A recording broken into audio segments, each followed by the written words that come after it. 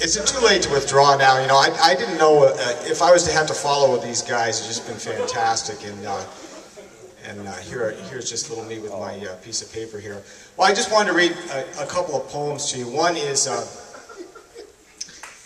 a composition by Robert Frost, and I've always loved this poem since I was a kid. Some of you, probably many of you, heard it. It's called "Stopping by Woods on a Snowy Evening." And Robert Frost, you know, he grew up in New England, and he had like a long storied career in the poetry world, and he worked very, very hard at his craft. People don't really know this, that you know, there's all the metrical detail involved in his poems. He worked very hard on them, and many of them, including this one, has images from New England.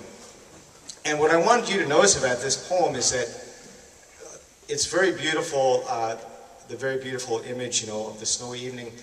But there is a subtext to it, and the subtext is, some say, about death. That the woods, the darkness of the woods, is the attractiveness to, perhaps to the poet, of death and the sleep of death. But yet he has obligations to keep, and so he must go on. So this is "Stopping by Woods on a Snowy Evening" by Robert Frost. Whose woods these are, I think I know. His house is in the village, though. He will not see me stopping here to watch his woods fill up with snow. My little horse must think it queer to stop without a farmhouse near, between the woods and frozen lake, the darkest evening of the year. He gives his harness bells a shake to ask if there is some mistake.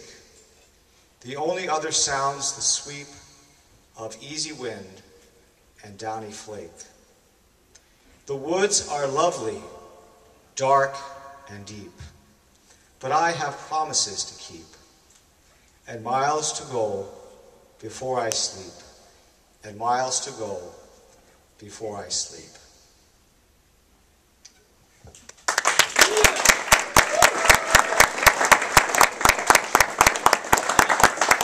Now, I didn't read that because I have a fascination with death. It is really the attractiveness of the image and the good man Robert Frost, who I've always loved. Now, I wanted to read you, at the perhaps foolish risk of following Robert Frost, I have a Steve Jones original here.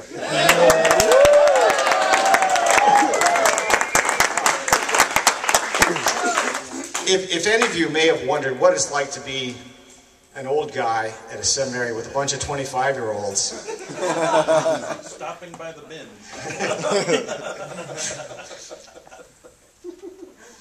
With a nod to St. Augustine. O St. Paul Seminary, late have I loved you.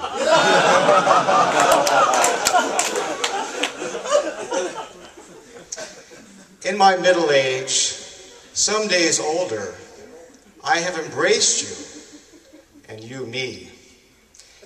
In your hallways I wander, glancing about.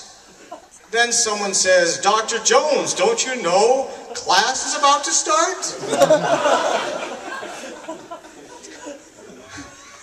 O St. Paul Seminary, with my wits gathered firmly, I apply myself to your rigor, while the young sprint past me.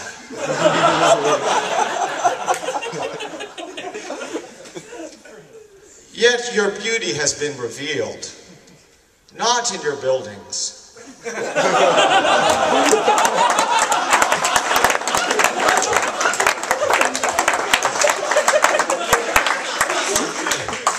not in your buildings, but in the spirit of those godly men.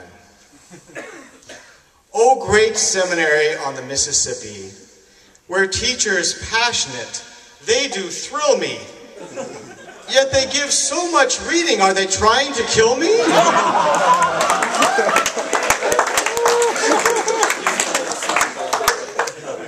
Still I press on, sometimes stumbling towards the goal. O St. Paul's Seminary, with your men of black offering light to the world, late have I loved you and the Christ that you embrace.